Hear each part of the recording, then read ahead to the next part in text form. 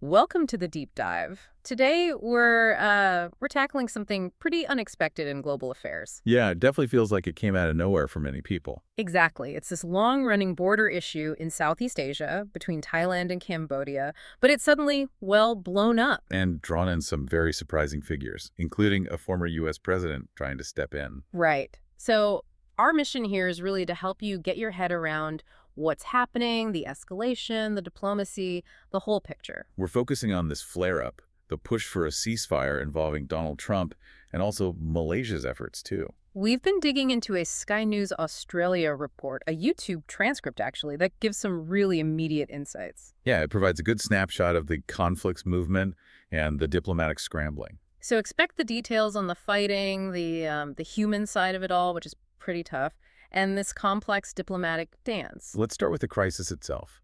How bad has it gotten on the border these last few days? Well, the fighting stretched into its third day now. That's already significant. And crucially, it's not static. The reports say new flashpoints popped up on Saturday. So it's spreading. Which is worrying. Both sides, Thailand and Cambodia, are saying they're acting in self-defense, naturally. And both are publicly calling for the other side to stop shooting and, start talking, negotiations. But the intensity, as you said, it's alarming. And the human cost is just, well, it's awful. It really is. This is the worst clash they've had in, 13 years? Yeah, 13 years. And the numbers are stark, over 30 people killed. And the displacement. Yeah. It's massive. Over 130,000 people forced from their homes. Think about that. 130,000 lives just uprooted? That's a huge humanitarian crisis right there. Absolutely. It creates immense instability on top of the fighting itself. And we have a glimpse of what that looks like on the ground. There's an account from a local man. Yeah, Chenwat Talai, he's 31. He told Reuters, and this is quite vivid, that the area had emptied out. Nearly everybody's gone. It's almost a deserted city. Wow, a deserted city. That really paints a picture. It does. And the source also mentions seeing hundreds of Cambodians queuing up at these, makeshift refugee camps. Just trying to register, find some safety. It's grim. And it's not just one isolated area that's affected, right? You mentioned it's spreading. Exactly. Geographically, it's expanding. They reported clashes further south early Saturday. Further south? How far? More than 60 miles away from the other main conflict points along that contested border. So a whole new front opening up. That suggests maybe a worrying strategic shift or just things getting out of control. What about confirmed casualties?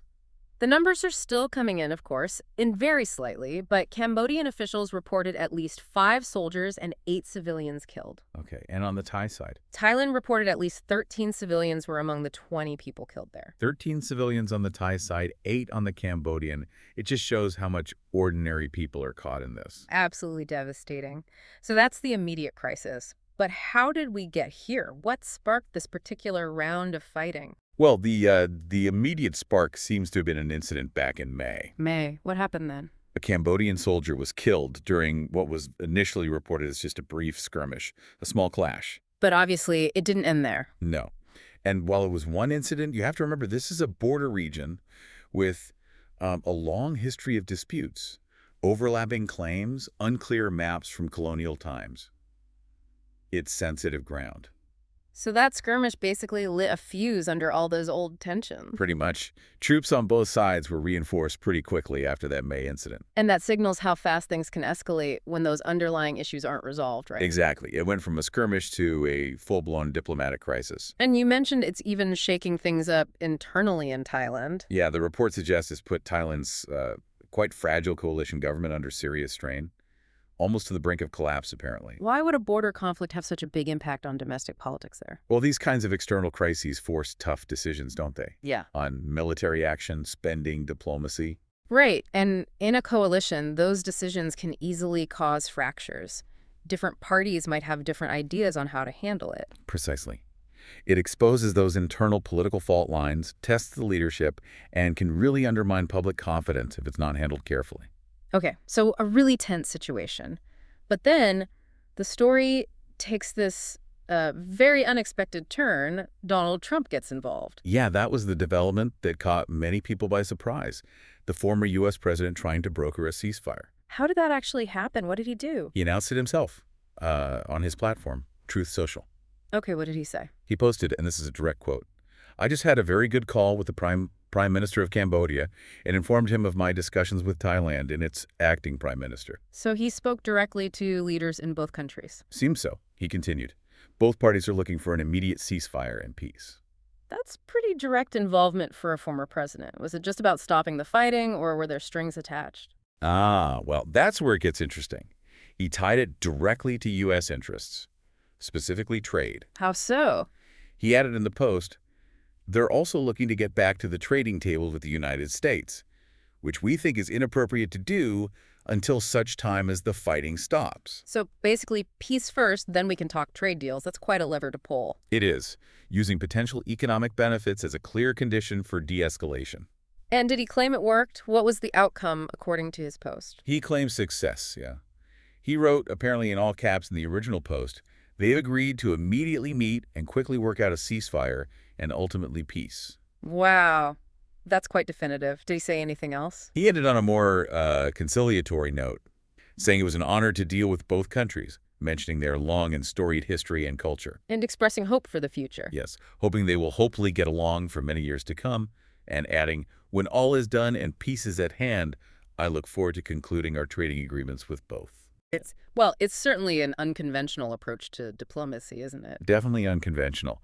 A former president using his platform, leveraging trade directly. It does make you think about how international mediation is changing, perhaps. Does it suggest that maybe traditional diplomatic channels weren't working fast enough? Or that this kind of economic pressure is just more effective sometimes? That's a really good question. Maybe it's a bit of both, or maybe it just reflects his particular style. Yeah. But it certainly forced the issue into the spotlight in a new way. But he's not the only external actor involved here, is he? You mentioned Malaysia earlier. That's right. It's not just the U.S., or rather, former President Trump. Malaysia is also actively pushing for a ceasefire. So regional players are stepping up too? What's Malaysia doing specifically? The Malaysian Prime Minister, Anwar Ibrahim, has been personally involved. He stated he'd keep pushing a ceasefire proposal he's put forward. And how has that been received by Thailand and Cambodia? It seems to have gotten a mixed or perhaps cautious reception. Reports say Cambodia backed his plan. Okay, supported it. But Thailand apparently said it agreed with it in principle. Which, can sometimes mean there's still details to work out. Sure, in principle leaves some wiggle room. But still, it shows another diplomatic track running alongside Trump's efforts. Exactly. A sort of twin push for peace. One, perhaps more traditional via regional diplomacy. The other, well, the Trump intervention. So let's bring this back to the listener. Why does all this matter? It feels like a distant conflict, but what are the wider implications? Well, firstly, it's a stark reminder of regional stability or fragility. Southeast Asia is a complex area, and conflicts like this can have ripple effects. And the human element we talked about, how quickly lives get turned upside down, cities become deserted. It really highlights the urgency of finding peace, doesn't it? Absolutely. It underscores why these diplomatic efforts, whether from Trump or Malaysia or others, are so critical. Lives literally depend on it. It also makes you think about the role of these external mediators, especially someone like Trump, a former leader acting almost independently. Yeah, and linking peace directly to trade deals. It raises questions about leverage, influence, and maybe even the future of how these disputes get resolved. Could that kind of intervention linking peace to trade be seen as, I don't know, coercive, or is it just pragmatic? That's the debate, isn't it? Is it effective realpolitik, or does it risk undermining local agency or complicating things further? There's probably no easy answer. So we have these dual diplomatic tracks pushing for calm, the U.S. angle via Trump and the Malaysian initiative. But meanwhile, the fighting has been ongoing, and people are still displaced. The reality on the ground remains incredibly serious. Right. Which leaves us with a final thought to consider. We heard Trump mention the long and storied history and culture of these two nations. Yeah, deep roots, complex relationship. So given that history and layering on today's geopolitical interests, the trade links, the humanitarian crisis, what do these very different international peace efforts, one unconventional, one more regional, actually tell us? What do they signal about the future, maybe? About how we'll try to solve conflicts where history, economics, and human suffering are all tangled together like this. It's something to ponder.